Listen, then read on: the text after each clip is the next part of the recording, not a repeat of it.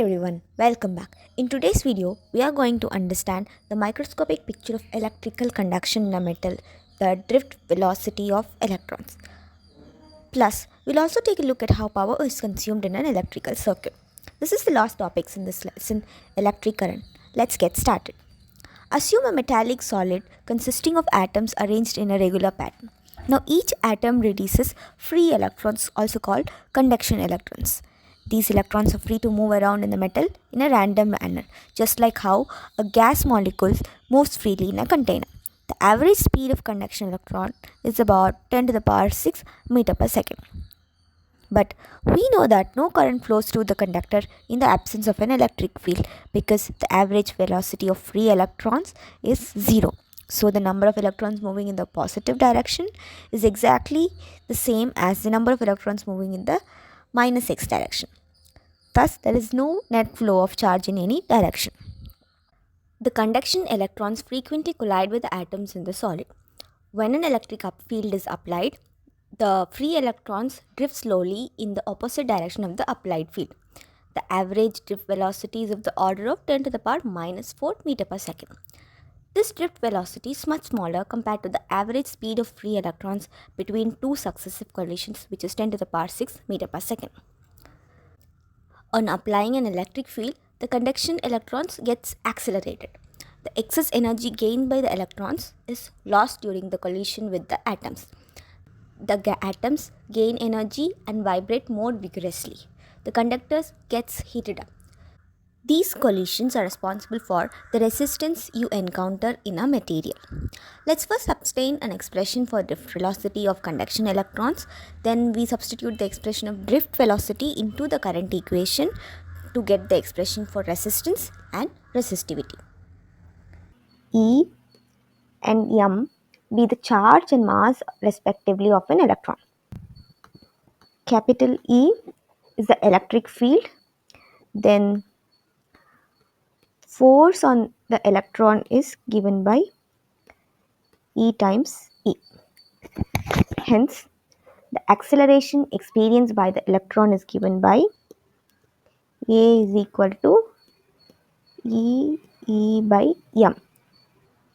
If tau is the average time between the collisions, we can write the expression for velocity of drifting electrons in terms of electric field as Vd is equal to E by m into tau.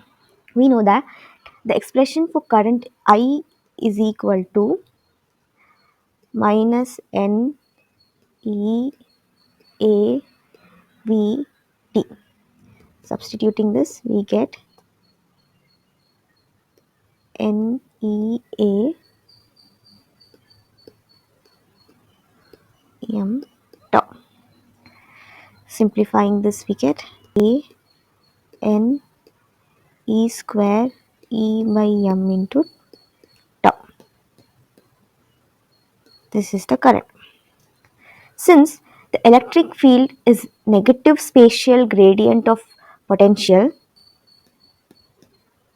E is equal to minus dou V by dou R, we can write the expression for I equal to N E square A by m. This is a constant. E as V by L. V by I, this by this is given by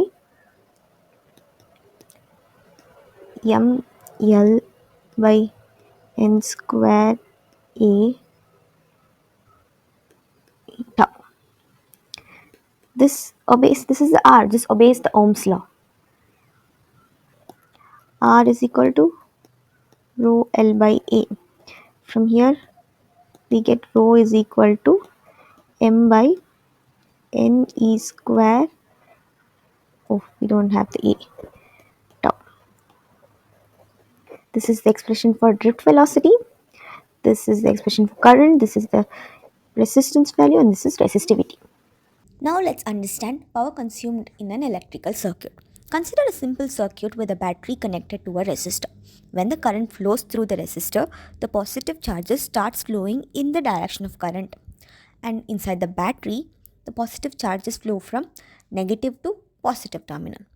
The potential difference between the 2 points A and B gives the kinetic energy to the charges.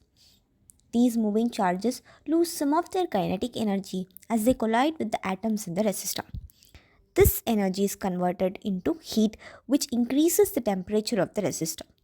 The loss of energy by moving charges is made up at the expense of chemical energy of the battery. The rate of loss of potential energy by moving charge del Q in going through the resistor is given by del U by del T equal to V times del Q by del T, which is VI, where I is the current in the circuit and V is the potential difference between the ends of the resistor. It is assumed that the resistance of the connecting wire is negligible. So the total loss is in the resistor R only. The rate of loss of energy is defined as power. It's given by the formula P is equal to VI, where we can also express power in terms of resistance using Ohm's law. So V is equal to IR, then P is equal to I square R or V square by R. The SI unit of power is watt.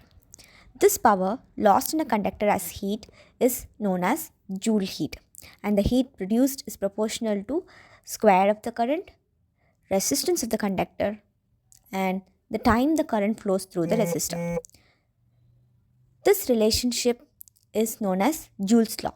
Q is equal to I square RT, where Q is the amount of heat produced, I is the current, R is the resistance, and T is the time. Let us see an example. A 60-watt lamp is connected to 200-volt electricity supply in your home. Calculate the power consumed by it, resistance of the filament, and the current through it. I is equal to P by V, which is equal to 60 by 220, which is equal to 3 by 11 or 0.27 ampere. Now, R is equal to V by I, which is equal to 220 by 3 by 11, which can be written as 220 into 11 by 3, 807 ohm. It's given here that the lamp consumes 60 joules of energy per second. That is what the 600 volt means. So it will consume 600 watt hour energy in 1 hour. In 1 hour, it consumes 60 watt. In 24 hours, it consumes 60 into 24, which is equal to 1440 watt hour in 1 day. So energy consumed per day is 1.44 kilowatt hour.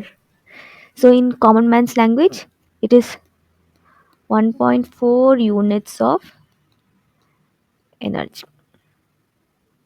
To recap, drift velocity of electrons in a conductor is given by Vd is equal to minus E times capital E by m tau. Power consumed in an electric circuit through joule heating is given by P is equal to Vi, which is equal to I square R and also equal to V square by R. That's a wrap on the lesson 17 electric current. Enjoy this video. Don't forget to like, share and subscribe for more such videos. And if you have any questions, feel free to leave them in the comments below.